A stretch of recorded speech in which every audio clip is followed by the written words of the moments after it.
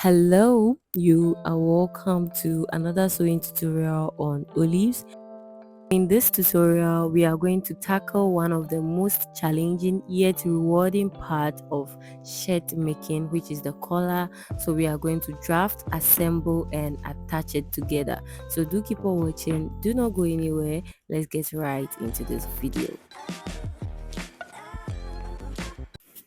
I'm going to be making use of a pattern paper. You can as well make use of violin, okay? And this is my dress. I've joined the shoulders together, so which means I have my neckline ready to fix my collar. Now this is a placket, okay? And I'm going to measure from one end of the placket through to the other.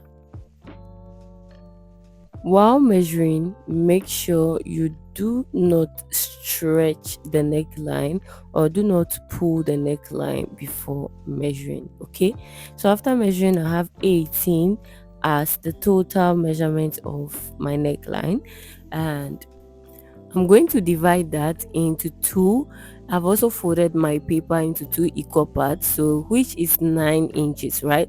So from the folded edge, I'll mark 9 inches, and out of the 9 inches is the button overlap. Okay, I've gone ahead again to measure just the back neckline, okay, from one end to the other, which is 3 inches. You might as well just measure from the center back to one shoulder. So I have 3 inches, okay. So the rest is the front measurement. I'm going to extend the 9 inches this way, also extend the 3 inches this way, and here is my center back. From the straight line that I've drawn, which is the starting point, I'll mark half inch right here this way. The next thing I'll do is to connect that half inch into the 3 inches mark I have drawn. Okay, so I'll use a slightly curved part of my French curve on the center back, and then just make sure I blend the half inch into the back. Okay, the first part of the collar is a collar stand. Okay, so to determine the height, I'll use 1 inch, and I'm going to follow the curved line I've made and mark 1 inch. I will again use my curve to connect all these points together, but from the 3 inches to the center back, I'll use a straight line.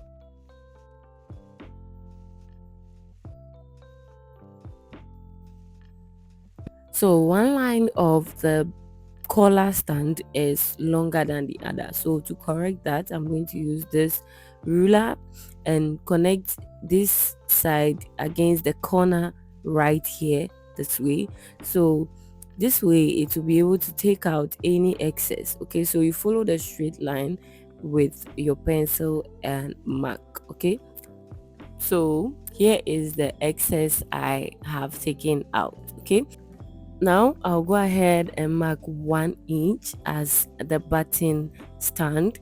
Okay, and that side is usually curved, right? So I'm going to pick my armhole curve and use this end of the armhole curve here like this and curve that corner. Okay,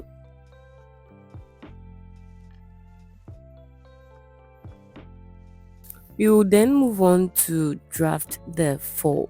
Okay, a collar contains the stand and then the fall. So this is the stand, and along the end of the button stand, I'm going to extend the line this way, you see, and on that line I'll have to determine the length of my fall, my collar fall. Okay, so I'm going to use a height of 2 inches, and after marking these 2 inches on the center back, I'm going to record from the 2 inches down to the starting point here, which is 3.5 inches, and I'm going to make sure I mark the same 3.5 inches on the center back.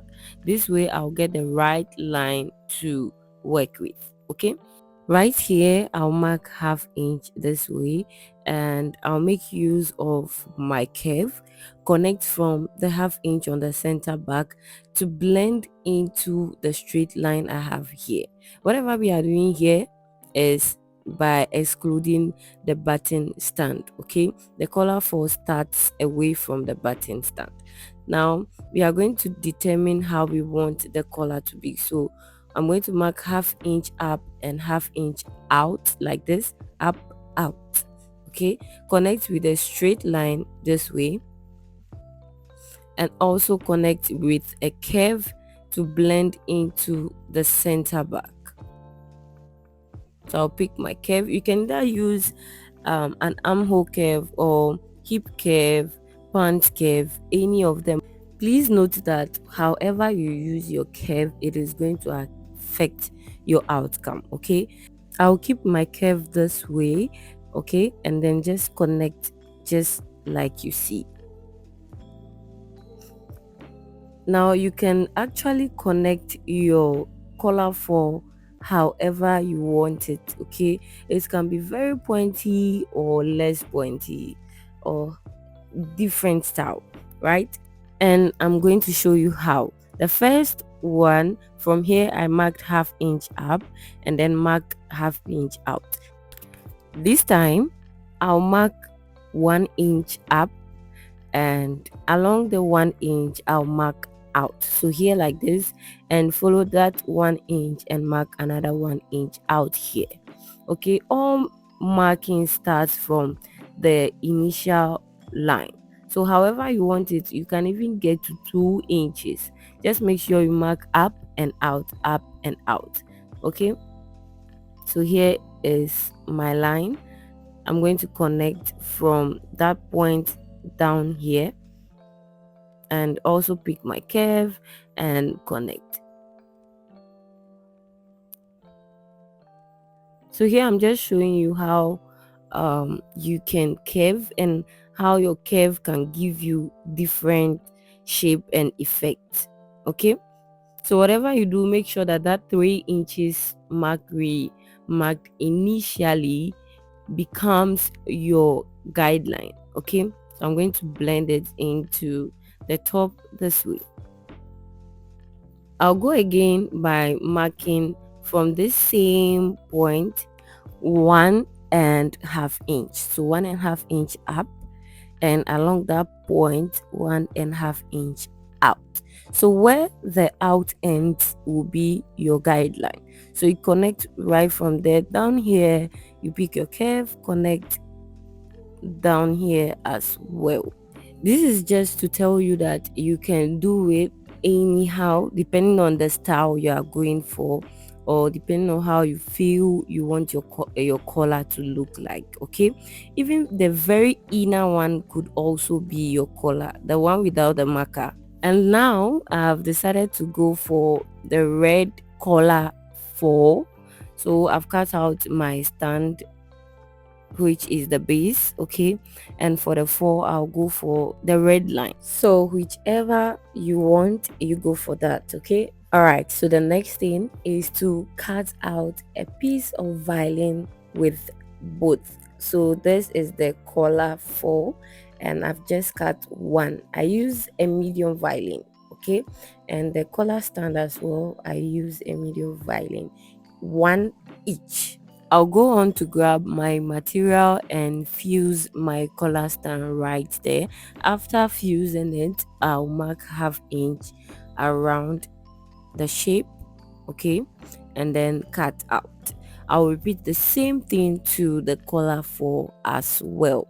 So I have noticed that there is a little curve along the center back. It's not really straight, so I went ahead to cut that excess, just a little excess, so I can have a nice flow.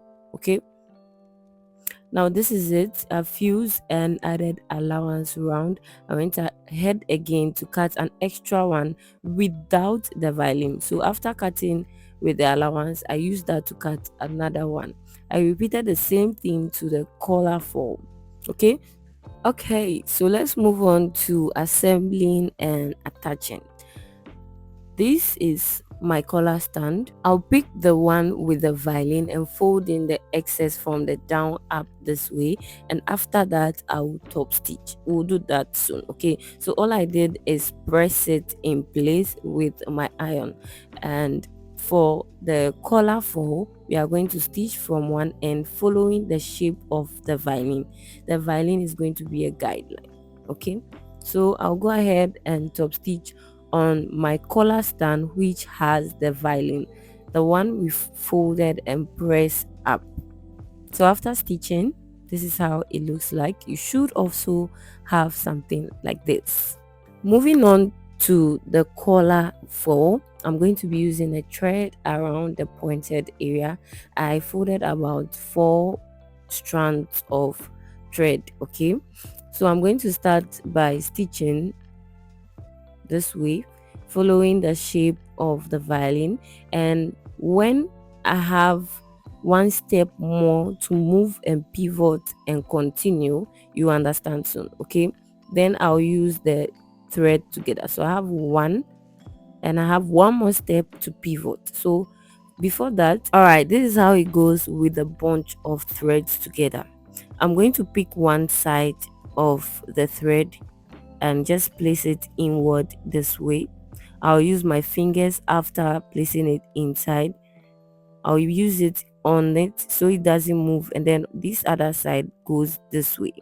Okay, so after doing that, then I'll drop my foot and then move with my last stitch. So you can see that, right? I'll make sure the needle stays in, that's pivoting, then I can turn to the next stage. Before I drop my foot, I'm going to bring over this other bunch of thread. So I'm going to bring it over this way, just like you see. Okay, and then insert it into the collar this way. Okay, make sure you pull it away from your stitching line. Okay, and also make sure they are even. Pull it so they will be even, otherwise one will run away from the other and that will be a zero work done. Okay, so I'll now drop my presser foot and stitch follow, and when I get to the other end, okay, the same scenario, ready to make my last stitch, I will insert the thread, pull this one inward this way, and then move one, raise the foot, leave the needle in, and then bring over the other thread, join into the other, make sure they are even, and pull it away from your stitching line so you don't stitch on it. Okay, after my last stitch, this is how it turned out. Okay, this is also the wrong side, I mean the other side, and this is also the wrong side. So I'll go ahead and notch this way, quite close to the stitch, and then trim off this side as well. So for the other side, I noticed that the stitch wasn't correct, so I went on to correct that off cam and also notch, and I mean trim, and then trim off other excesses as well. So the next thing is to turn inside out. After turning inside out, the thread is going to help you pull out easily, okay, without any stress. Just find the thread and pull out, and after pulling out, you take away the thread as well. So this is how it looks like.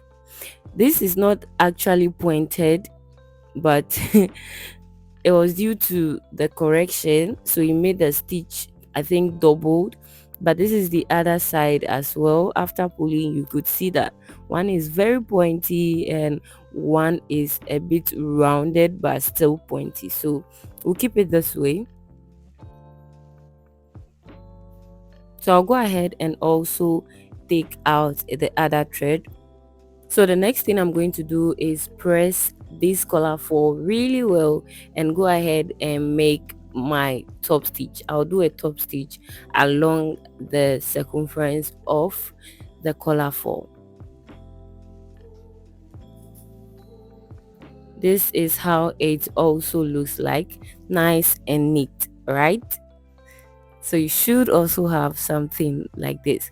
I also went ahead to top stitch the lower part so it stays in place. I'll then fold it into 2 equal parts and notch the center. I'll bring in my collar stand.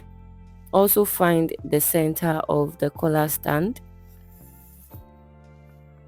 I did the same to the other, and I'm going to locate the side of the collar four that has the violin and align it with this stand which also has the violin.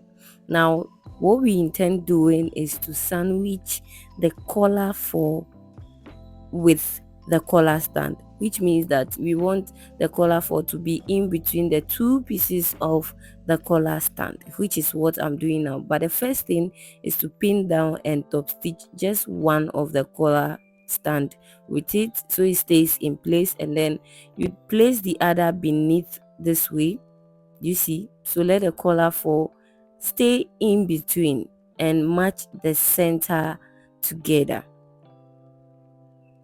So all I'm going to do is pin and stitch. So I'm going to take it from one end like this. Again, follow the shape of your collar stand. That should be your guideline, and stitch through to this other end.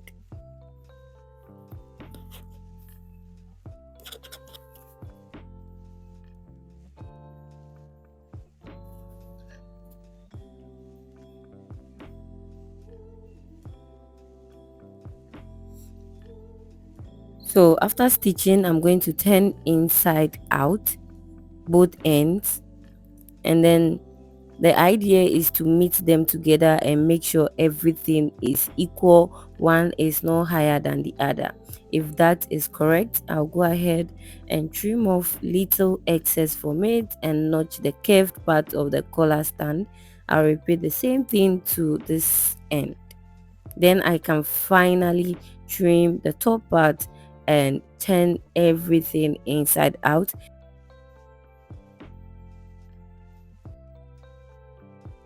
This is how it looks like at the moment. I'll take it to the ironing board and press. While pressing, I'll pull out the excess folded up so everything stays nice.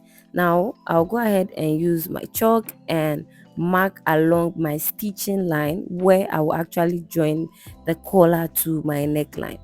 I hope you can recall that we folded one of the collar stand, right? So that is what you use as your guideline and mark. So that means you are going to stitch right on that line. Now I want to use just about 1/4 inch as my allowance to join to the neckline. So I went ahead to trim off, and this is my allowance. Okay, now I'll go ahead and re-notch the center back, and we are ready to attach the collar to our neckline. So this is my dress. So first I'm going to meet one end of the collar with my placket this way. Okay, just pin it in place.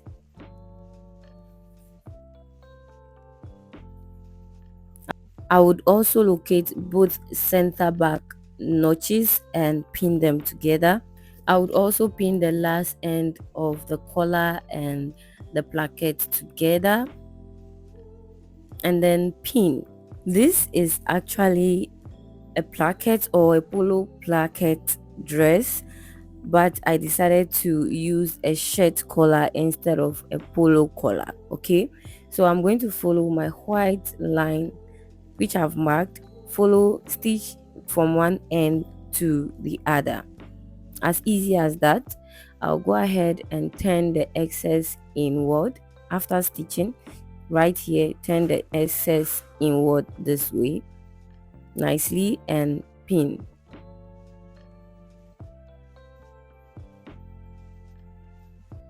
I'll repeat the same thing to the other end. So all I'm going to do is make sure my allowance moves inward, and then the other collar for falls on it nicely. So I've repeated the same thing to the other side. Now I'll start from one end of my collar this way. Make sure the allowance falls inward. I mean the allowance goes inward and then the collar falls on it. Okay, so you just move from one end like this. and then you stitch through till you get to the other starting point. And also while doing that, I'm making sure I pull away the collar stand. Sometimes it may fall on it and you will never know, so just pull it and make sure you stitch nicely. And then after doing that, I'll stitch through till I get to where I started and end there. So here I'll stitch down, pivot, turn, and continue. I'll just continue stitching till I get to wherever I started.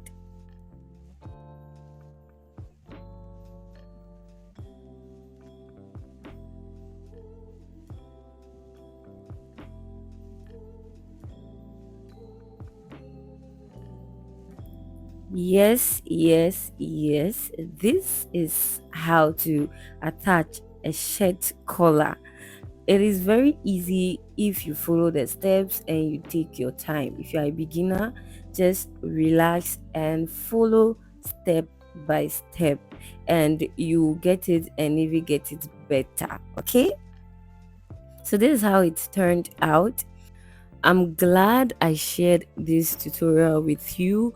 If you've been struggling with attaching or drafting collar, I hope I helped you, or I hope this video helped you. If yes, give this video a thumbs up, subscribe to the channel, and if you've also been attaching your collar wrongly, I hope this tutorial also helped.